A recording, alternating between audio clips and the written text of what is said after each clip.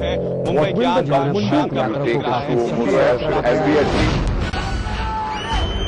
अगर आपको इस न्यूज चैनल पर दिखाई गई किसी खबर या कार्यक्रम से शिकायत है तो न्यूज ब्रॉडकास्टिंग स्टैंडर्ड्स अथॉरिटी को लिखें। ज्यादा जानकारी के लिए www.nbanewdelhi.com पर लॉग ऑन। देखिए ईटीवी राजस्थान सभी डीटीएच प्लेटफॉर्म पर, डिश टीवी पर चैनल नंबर 822, एयरटेल पर चैनल नंबर 288, टाटा स्काई पर चैनल नंबर 162, बिग टीवी पर चैनल नंबर 418, वीडियोकॉन पर चैनल नंबर 748। देखिए आपका अपना चैनल।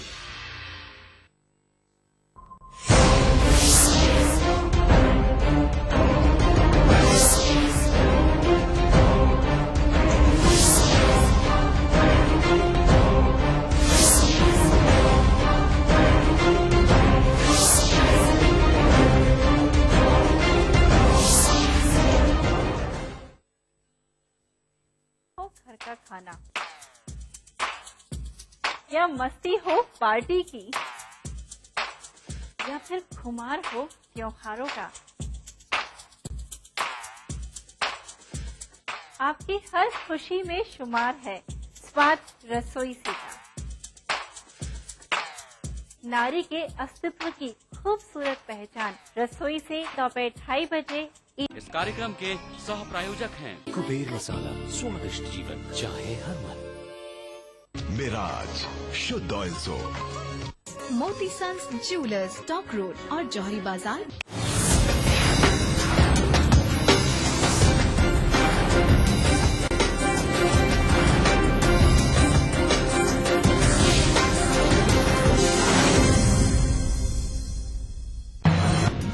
धुलंडी के मौके पर कानून व्यवस्था का जिम्मा संभालने के बाद गुरुवार को राजधानी में पुलिस लाइन पुलिसकर्मियों ने होली खेली। आयुक्तालय के सभी अधिकारी डीजीपी हरीश मीणा के आवास पहुंचे और गुलाल लगाकर होली की शुभकामनाएं दी।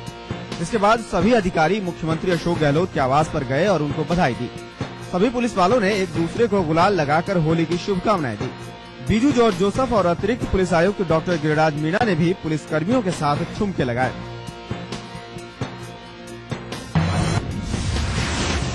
ब्यावर में होली के मौके पर पुरुषों को पीटने की परंपरा है। गुरुवार को जी नगर समाज की कोड़ामार होली में भाभियों ने देवरों की जमकर पिटाई की। इस होली के तहत मुख्य पाली बाजार के बीचों बीच विभिन्न रंगों से भरे हुए 11 कड़ाव रखे गए। ठाकुर जी की पूजा के बाद देवरों ने डोलचियों में भरकर भाभियों पर रंगों की बौछार की। जवाब में भाभियों ने अपने देवरों की पीठ पर कपड़े से बने कोड़े बरसाए।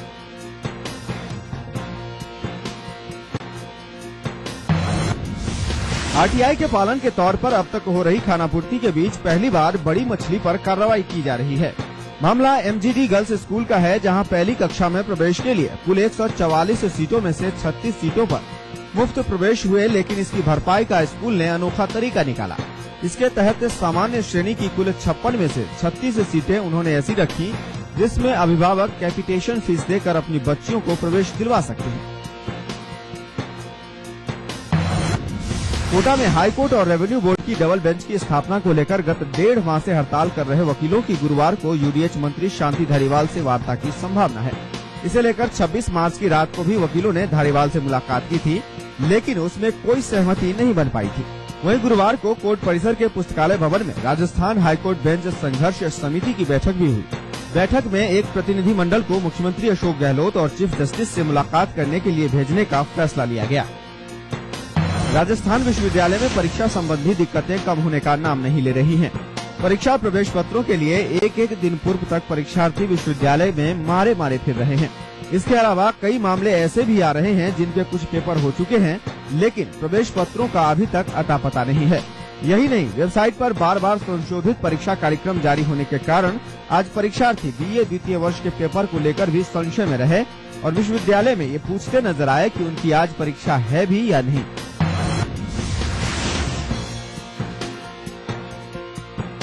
हाल ही में राजधानी के मानसरोवर और जगतपुरा इलाके के अवैध बाल गृह से मुक्त कराए गए मणिपुर के बच्चों को बेहतर पुनर्वास के लिए मणिपुर भेज दिया गया।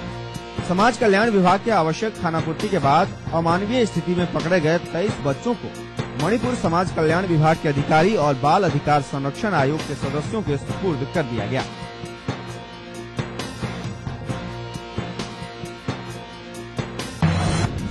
फिल्म अभिनेता अजय देवगन अपनी आने वाली फिल्म हिम्मत वाला की सफलता की कामना के लिए जयपुर में पंडित केदार शर्मा के घर पहुंचे। अजय देवगन और उनकी पत्नी काजोल ने मानसरोवर में पंडित केदार शर्मा के घर पर पूजा अर्चना की। आपको बता दें कि कल अजय देवगन की फिल्म हिम्मत वाला रिलीज होने जा रही है, जिसको लेकर वे काफी उत्साहित हैं। पंडित केदार शर्मा ने बताया कि अजय देवगन इससे पहले फिल्म सिंघम, बोल बच्चन, सन ऑफ सरदार के लिए भी आशीर्वाद लेने आ चुके हैं और तीनों ही फिल्में सफल रही हैं। राजस्थान उर्दू अकादमी अगले महीने से राजस्थान में उर्दू सेंटर खोलेगी। अकादमी के मुताबिक अकेले जयपुर में 1 दर्जन उर्दू सेंटर खोले जाएंगे, जहां पर हर मजहब के लोग उर्दू सीख सकेंगे। उर्दू अकादमी के चेयरमैन हबीबुर रहमान नियाजी ने आज एक प्रेस कॉन्फ्रेंस में ये जानकारी दी। इस मौके पर नियाजी ने उर्दू अकादमी के सालाना अवार्ड्स का भी ऐलान किया। अगले महीने होने वाले सम्मान समारोह में सूबे के उर्दू अदीब, शायरों और उर्दू सहाफियों को सम्मानित किया जाएगा।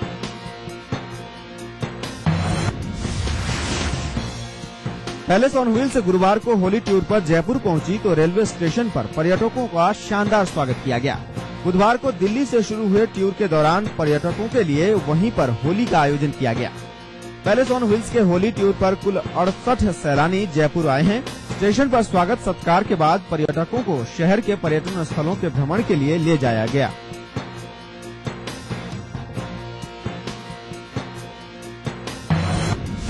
मुंबई के बोरीवली इलाके में राजस्थानियों द्वारा प्रवासी सम्मेलन का आयोजन हुआ, जिसमें राजस्थानी रंग देखने को मिला। सम्मेलन में मुंबई के मेयर सुनील प्रभु ने मुख्य अतिथि के रूप में शिरकत की। स्थानीय विधायक विशाल घोसालकर, गोपाल शेट्टी विशिष्ट अतिथि के रूप में शामिल हुए। सम्मेलन की अध्यक्षता गोपाल पुरोहित ने की। इस अवसर पर वरिष्ठ राजस्थानी कवि माधक दत्त द्वारा राजस्थानी में काव्य पाठ किया गया। सम्मेलन के दौरान राजस्थानी कलाकारों द्वारा लोकगीतों पर प्रस्तुति भी दी गयी। गुलवाड़ा की सदर थाना पुलिस ने हलेड़ गांव में भाजपा नेता के एक फार्म हाउस पर छापा मारकर वेश्यावृत्ति करते और जुआ खेलते हुए मुंबई की एक कॉल गर्ल और भाजपा नेता के पुत्र सहित 13 लोगों को गिरफ्तार किया है। साथ ही 4 लग्जरी गाड़ियां, विदेशी शराब की बोतलें, जुए की 70,000 की नकद राशि सहित 1 दर्जन मोबाइल फोन और आपत्तिजनक सामग्री भी बरामद की गई है। सदर थानाधिकारी गिरवर सिंह ने कहा कि ये फार्म हाउस भाजपा नेता की पत्नी के नाम पर है। नागौर जिले के जारोड़ा में एक सरकारी अध्यापक की करतूत को शिक्षा विभाग ने गंभीरता से लिया है और ग्रामीणों द्वारा की गई शिकायत के आधार पर उच्च स्तरीय जांच कमेटी का गठन कर आवश्यक कार्रवाई के आदेश दिए हैं। जिला शिक्षा अधिकारी सुरेंद्र कुमार चौधरी ने बताया कि जारोड़ा स्कूल में कार्यरत एक अध्यापक स्कूल की नाबालिग छात्रा के साथ अश्लील बातें करता था और इसी अनैतिक आचरण को लेकर प्रथम दृष्टया कार्यरत अध्यापक को निलंबित कर दिया गया है।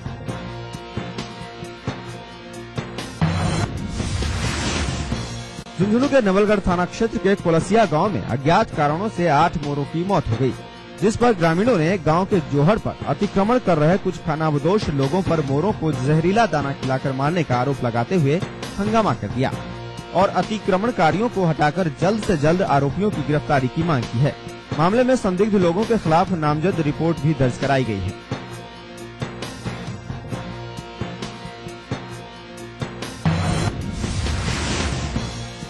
रामगंज मंडी में गुरुवार को निजी बस के पलट जाने से 3 दर्जन यात्री घायल हो गए। घटनास्थल पर पहुंचे थानाधिकारी गंगा सहाय शर्मा ने बताया कि घायलों को वाहनों के जरिए कोटा और चेचट के अस्पतालों में भर्ती कराया गया है। घायलों में 16 महिलाएं और 7 बच्चे शामिल हैं। हादसा मोड़क थाने के भटवाड़ा गांव के पास हुआ।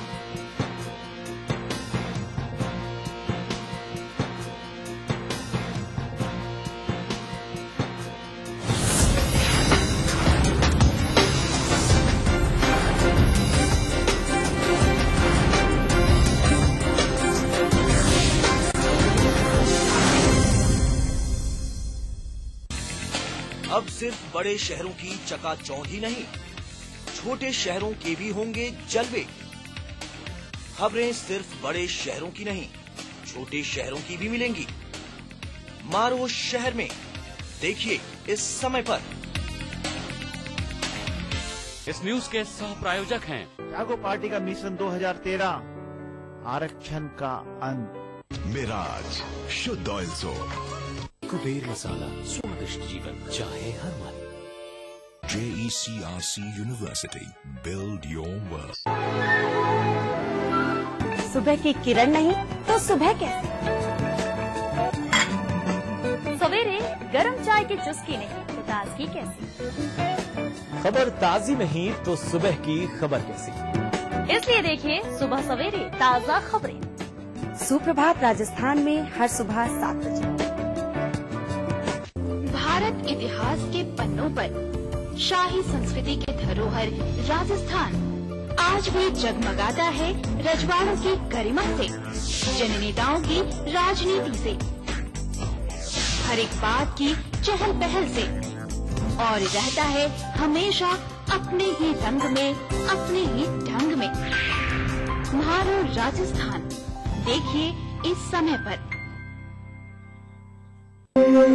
भारत की प्राचीन मौलिक खोज है योग, जो बनाए तन मन का संतुलन, जोड़े आत्मा को परमात्मा से, बढ़ाए शरीर की प्रतिरोधक क्षमता। रोग से बचने का सबसे आसान मंत्र योग मंत्र।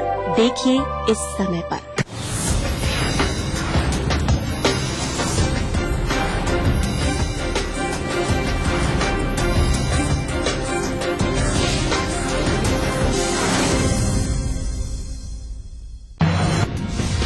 राजधानी में गुरुवार को मौसम ने अचानक पलटा खाया। इस दौरान तेज आंधी के साथ मूसलाधार बारिश हुई। हालांकि ये बारिश बहुत ज्यादा देर तक नहीं चली। इस दौरान कई जगह ओले भी गिरे। मौसम विभाग के मुताबिक राजधानी आए इस बदलाव की वजह पश्चिमी विक्षेप है। जयपुर के अलावा जोधपुर, बीकानेर, चूरू, अजमेर और कोटा के आसपास के इलाकों में भी तेज अंधड़ के साथ बारिश होने की खबर है।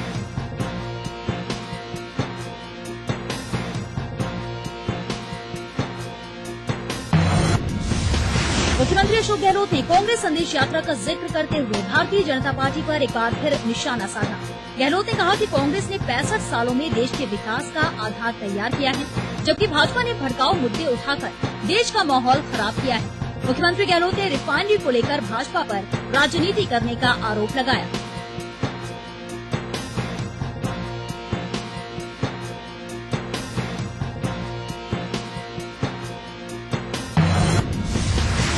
प्रदेश में चुनावी आहट के साथ ही कांग्रेस ने अपनी रणनीति को जमीनी शक्ल देने का काम शुरू कर दिया है। इसके लिए कांग्रेस ने राजस्थान स्थापना दिवस का मौका चुना है। अपने कांग्रेस संदेश यात्रा की शुरुआत के लिए प्रदेश प्रभारी मुकुल वासनिक, मुख्यमंत्री अशोक गहलोत और प्रदेश कांग्रेस अध्यक्ष डॉक्टर चंद्रभान की तिकड़ी प्रदेश में जयपुर, दौसा और करौली में सघन यात्रा निकालेगी।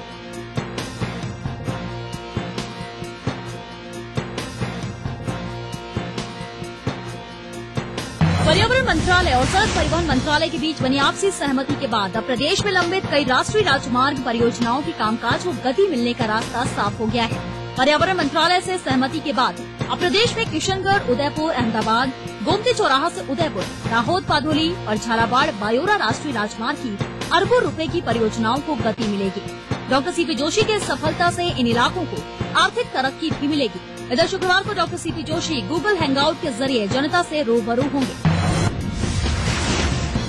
यूथ कांग्रेस प्रदेश अध्यक्ष चुनाव के परिणाम शुक्रवार को घोषित हो गए, जिसमें अशोक चांदना प्रदेशाध्यक्ष और राजपाल शर्मा फिर से उपाध्यक्ष निर्वाचित हुए। अशोक चांदना को 5111 और राजपाल शर्मा को 4502 मत मिले। वहीं तीसरे स्थान पर रहे हनुमान मील को 2256 वोट मिले। प्रदेश अध्यक्ष बनने के बाद अशोक चांदना ने कहा कि वो यूथ कांग्रेस को मजबूत करेंगे और राहुल गांधी के सपने को पूरा करेंगे। यूथ कांग्रेस चुनाव परिणाम के दौरान गहमा गहमी का माहौल नजर आया। परिणामों के दौरान प्रत्याशियों के समर्थक आपस में भिड़ पड़े और नौबत यहां तक आ गई कि समर्थकों ने एक दूसरे पर पत्थरबाजी और गाड़ियों के शीशे तोड़ दिए। पुलिस ने समर्थकों को खदेड़ा और बीच बचाव किया। हालांकि पुलिस के पहुंचने के बाद दोनों गुटों को शांत किया और मैरिज होम के बाहर खड़े समर्थकों को भी दूर किया गया।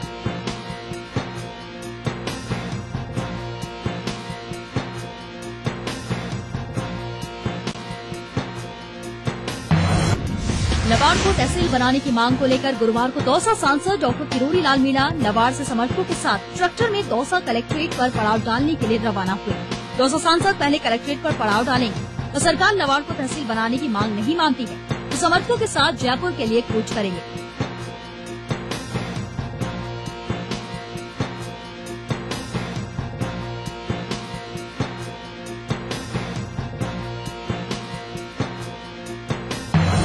दौसा का कलेक्ट्रेट परिसर भी सुरक्षित नहीं है। अज्ञात बदमाशों ने कलेक्ट्रेट परिसर में स्थित SBBJ बैंक की शाखा में सुरंग खोदकर सेंधमारी कर दी। बदमाशों ने तिजोरी को तोड़ने का असफल प्रयास किया है। सुरंग बैंक के पिछवाड़े से बनाई गई, जो बैंक के मुख्य हॉल में खुली। बैंक खुलने पर शाखा प्रबंधक ने पुलिस को सूचित किया। हालांकि वारदात में बैंक से कोई सामान चोरी नहीं हुआ है।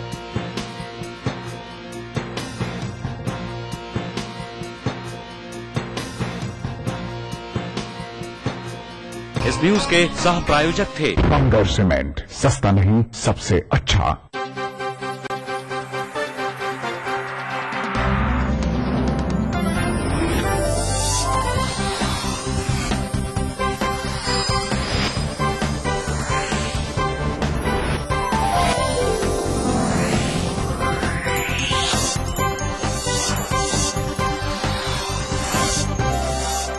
आप देख रहे हैं ETV राजस्थान।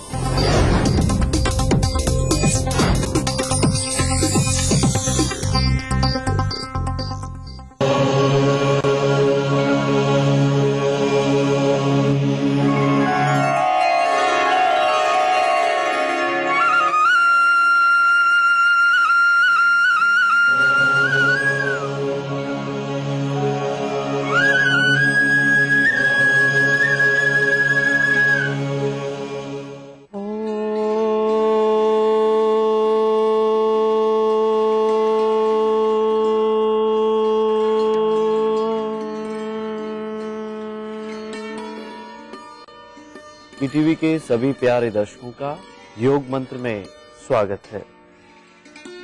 मैं योग गुरु डॉक्टर महेंद्र सिंह और मेरे साथ में है मेरी सहयोगी श्रद्धा।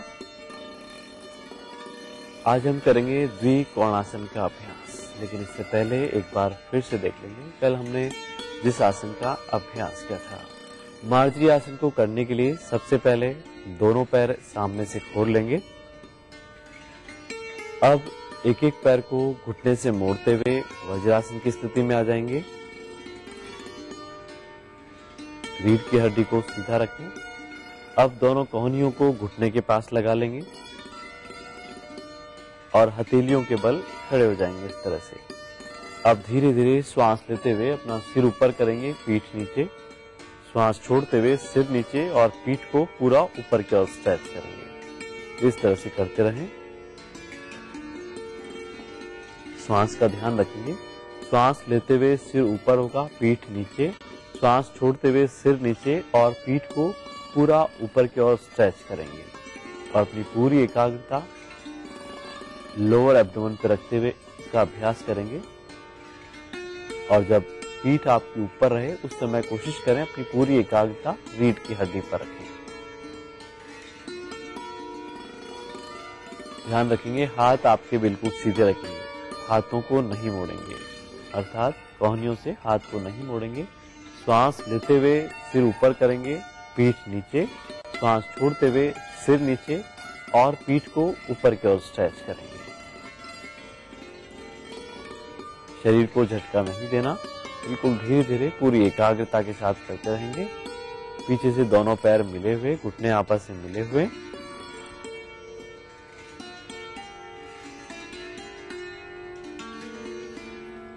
रिलैक्स करेंगे। द्विकोणासन को करने के लिए सबसे पहले अपने स्थान पर खड़े हो जाएंगे।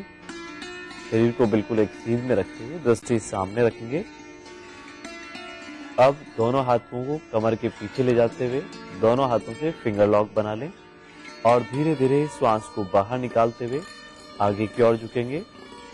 अपनी क्षमता अनुसार जितना आगे की तरफ झुक सकते हैं झुकने की कोशिश करेंगे। दोनों हाथों को पीछे की तरफ ले जाते हुए दोनों कंधों को पीछे की तरफ खींचे।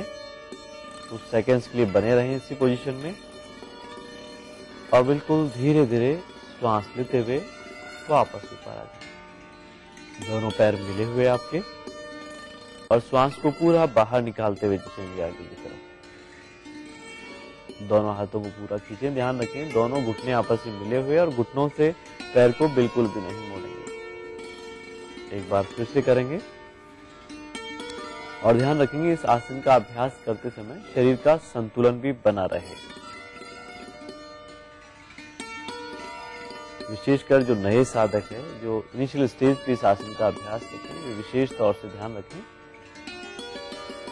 बिल्कुल धीरे धीरे श्वास लेते हुए वापस ऊपर आ जाए, रिलैक्स करें। बेहद उपयोगी है ये द्विकोणासन का अभ्यास, विशेषकर उन लोगों के लिए जिनके कंधे में दर्द रहता है। कंधों की मजबूती बढ़ती है, इससे स्पाइन की मसाज होती है, लेकिन ध्यान रखिए कमर दर्द या फिर स्लिप डिस्क की शिकायत हो या फिर सर्वाइकल की प्रॉब्लम हो, वे इस आसन का अभ्यास नहीं करें। और इस आसन का अभ्यास करते समय एक बात का विशेष तौर से ध्यान रखें कि घुटनों से पैर को नहीं मोड़ें। चाहे आप आगे कम झुक पा रहे हैं, लेकिन घुटनों से पैर को बिल्कुल नहीं मोड़ना। डायबिटीज और जिनकी लोअर एब्डोमेन पे एक्स्ट्रा फैट रहता है, कब्ज और गैस की शिकायत जिनको रहती है, उनके लिए बेहद उपयोगी है ये द्विकोणासन का अभ्यास। आज का योग मंत्र है, जिनको भी गाइटर या फिर झेंगा रोग है, वे ध्यान रखें गोभी, शलगम, सोयाबीन और केले का सेवन बिल्कुल भी नहीं करें। तो आज के लिए बस इतना ही। कल हम फिर हाजिर होंगे एक नए योग मंत्र के साथ। तब तक के लिए नमस्कार।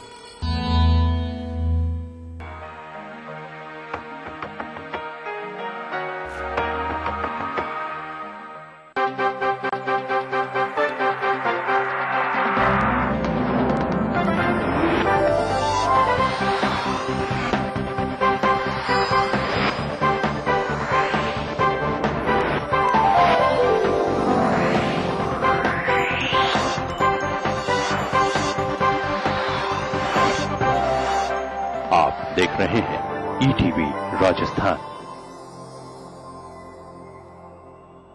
इस कार्यक्रम के सह प्रायोजक हैं महिंद्रा ट्रैक्टर्स, 29 सालों से नंबर 1। अन्नदाता अन्नदाता नीत तुम्हारा अन्नदाता, पग पग पर है संग तुम्हारे अन्नदाता। लहू किसानों का बन के पसीना सींचता है धरती का सीना। मेहनत का तेरी हक दिलवाने, नई तकनीक नई खोज बताने। पशुधन को गुणवान बनाना, पौध सुरक्षा को सिखलाना, खेती के सब गुर समझाने, भारत का सरताज बनाने। आठों पहर है संग तुम्हारे अन्नदाता अन्नदाता।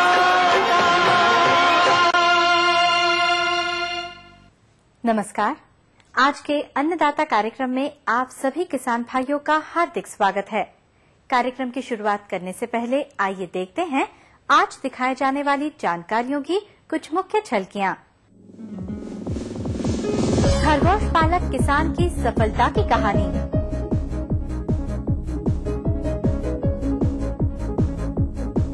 भिंडी की फसल में किए जाने वाले प्रबंधन कार्य। आइए अब शुरू करते हैं आज का सफर।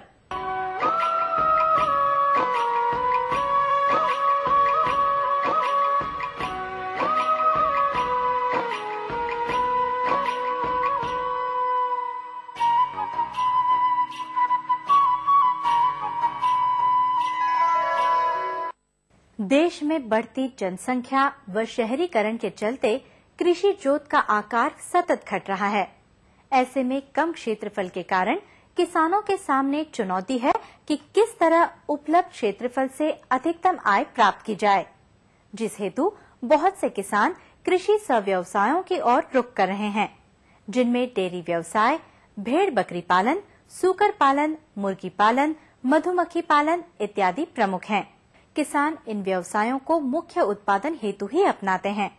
वे प्राप्त उत्पाद से मूल्य संवर्धित उत्पाद तैयार करने पर ध्यान नहीं देते, जबकि दूसरी तरफ व्यवसायी किसानों से उनके उत्पादन को खरीदकर थोड़ी सी मेहनत कर उत्पाद का मूल्य संवर्धित उत्पाद बाजार में बेचकर किसानों के अपेक्षा कई गुना लाभ कमा रहे हैं। आज के समय जरूरत है किसानों को अपने उत्पाद का मूल्य संवर्धन कर अपने लाभ को बढ़ाने की। किसान भाइयों, हम ऐसा इसलिए बता रहे हैं क्योंकि ऐसा ही कर दिखाया है गांव ओरिया, जिला सिरोही के किसान अरविंद कुमार ने। इन्होंने सहकारिता के महत्व को समझते हुए समूह में क्षेत्र की परिस्थितियों को देखते हुए ऊन हेतु खरगोश पालन शुरू किया, जिसकी आशातीत सफलता व सह उत्पाद में लाभ की अधिक संभावना को देखते हुए इन्होंने कुछ वर्ष उपरांत हथकरघा इकाई स्थापित की और आम के आम तथा गुठलियों के दाम वाली कहावत को चरितार्थ किया।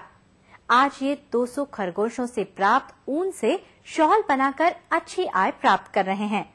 तो सर्वप्रथम जानते हैं इनकी आय व्यय के बारे में। 2006 में ये रैबिट प्रोजेक्ट हमने 4 रैबिट से शुरू करा। इसको शुरू करने का मेन कारण ये था कि आबू में सबसे ज्यादा प्रॉब्लम इको सेंसिटिव जोन होने के कारण थी कि यहाँ कोई बड़ी इंडस्ट्री आप लगा नहीं सकते। तो हम लोगों ने एक संस्था बनाई Abu agro products cooperative society के नाम से। शुरू में हम लोगों का आइडिया था कि खरगोश पाल करके इनके फाइबर को हम बेच देंगे। अपने पास तकरीबन 200 रैबिट की यूनिट है। 2008 में हम लोगों ने अपनी एक वीविंग यूनिट डाली यहाँ पर। ये जो रैबिट आप देख रहे हैं ये जर्मन अंगोरा जो सबसे ज्यादा वूल प्रोडक्शन करते हैं, ये करीबन साल भर में 1 किलो के आसपास वूल का प्रोडक्शन करते हैं। इनके बालों को हर 3 महीने में काटना पड़ता है। अभी गवर्नमेंट का जो प्रस्तावित रेट है वो करीबन 1800 रुपए प्रति किलो जैसा है। यदि खर्चे की बात करें, इन्वेस्टमेंट की बात करें, तो सबसे पहले शेड बनाया, करीबन 20 बाई 20 स्क्वायर फीट के एरिया में बनाया था और आप देख ही रहे हैं बहुत एक्सपेंसिव जैसा शेड नहीं है। दूसरा जो अपना खर्चा आता है वो केज बनाने के लिए आता है, जिसमें रैबिट रहता है। हर रैबिट के लिए एक केज अलग बनाना पड़ता है। किसान भाइयों, इस व्यवसाय की स्थापना में लगी लागत की बात करें तो प्रारंभ में खरगोश की खरीद पर 8,000 रुपए खर्च किए। इसके उपरांत इनके आवास हेतु इन्होंने 40,000 रुपए खर्च किए। तदुपरांत व्यवसाय से मिलने वाले लाभ को देखते हुए इन्होंने वर्ष 2008 में इसे बढ़ाने के उद्देश्य से कम लागत का शेड निर्माण कराया, जिस पर 2 लाख रुपए तथा केज के निर्माण पर 50,000 रुपए खर्च किए। जिसकी उम्र 15 वर्ष माने तो प्रति वर्ष घिसावट व्यय लगभग 19,332 रुपए आता है तथा शेष निवेशित पूंजी पर ब्याज होता है 15,982 रुपए प्रति वर्ष। अब यदि चल पूंजी की बात करें तो आहार के अंतर्गत 22.4 किलोग्राम दाना प्रतिदिन देते हैं, जिस पर 15 रुपए प्रति किलोग्राम की दर से 1,22,640 रुपए वार्षिक खर्च आता है। खरगोश को खिलाने हेतु हरे चारे पर इनका कोई खर्च नहीं आता है, क्योंकि हरे चारे के उत्पादन हेतु ये खरगोश से प्राप्त बीट का खाद के रूप में प्रयोग करते हैं।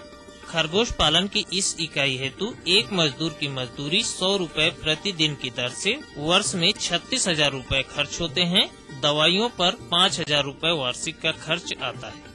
मरम्मत पर 20,000 रुपए प्रति वर्ष, विद्युत बिल 200 रुपए प्रति माह की दर से 2,400 रुपए तथा भूमि का किराया 5,000 रुपए होता है। इस प्रकार प्रति वर्ष चल लागत होती है 1,91,040 रुपए, जिसका ब्याज होता है 8,119 रुपए। अतः चल पूंजी के रूप में 1,99,159 रुपए प्रति वर्ष खर्च होते हैं और इसमें अचल पूंजी 35,314 रुपए जोड़ने पर इस व्यवसाय में कुल वार्षिक लागत 2,34,473 रुपए आती है। किसान भाइयों, अब यदि आमदनी की बात करें तो जैसा कि ये किसान ऊन को न बेचकर इसका सह उत्पाद के रूप में शॉल बनाकर बेचते हैं, लेकिन जो किसान इसे ऊन की दृष्टि से अपनाना चाहते हैं उस हेतु लाभ की गणना करें तो जैसा कि वर्तमान में सरकार द्वारा निर्धारित दर को औसत भाव माने तो इन्हें प्रति खरगोश औसतन 1 किलोग्राम प्रति वर्ष ऊन मिलती है, जिसे 1,800 रुपए की दर से बेचने पर 3,60,000 रुपए की कुल आमदनी प्राप्त होती है, जिसमें से कुल खर्च 2,34,473 रुपए को घटा दें तो 1,27,527 रुपए का शुद्ध लाभ इस खरगोश पालन की इकाई से इन्हें प्राप्त होता है। किसान भाइयों, इसमें यदि इन किसान की स्वयं की मजदूरी 1,500 रुपए प्रति माह की दर से घटा देवें तब भी इन्हें 1,09,527 रुपए का शुद्ध लाभ प्राप्त होता है। इसके अलावा जैसे एक खरगोश की औसत आयु करीबन 7 से 8 साल की होती है, करीबन 5 साल के बाद इसके बालों का प्रोडक्शन कम हो जाता है। तो यदि अगर 5 साल के बाद इसको मटन पर्पज के लिए, मटन के इस्तेमाल के लिए अगर